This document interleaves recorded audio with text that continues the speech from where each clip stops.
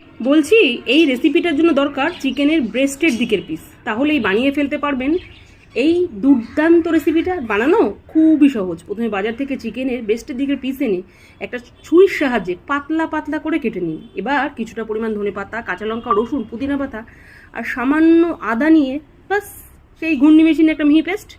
এবার কাটিং করা চিকেনগুলোকে শিলে হালকা থেতো করে নিন। এতে ম্যারিনেশনটা খুব ভালো হয়।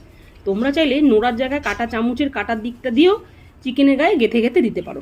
এবার চিকেনের মধ্যে একে একে লেবু রস, টক দই, গোলমরিচ গুঁড়ো, নুন, পুদিনা পেস্ট দিয়ে খুব ভালোভাবে মেখে সবশেষে গন্ধরাজ লেবুর পাতা দিয়ে আবারও খুব ভালোভাবে মেখে 5 থেকে 6 ঘন্টা ম্যারিনেট করে রাখলাম।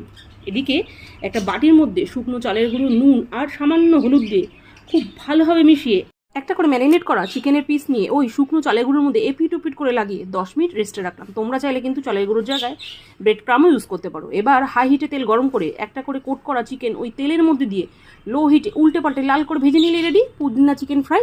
বাস এভাবে বাড়িতে বানান, প্লেটে পরিবেশন করুন, সাথে একটু লেবু চিপে নিন, দেখবেন নিমেষের মধ্যে পুরো প্লেট ফাঁকা। আর স্বাদ দোকানের থেকে কোনো অংশে কম না।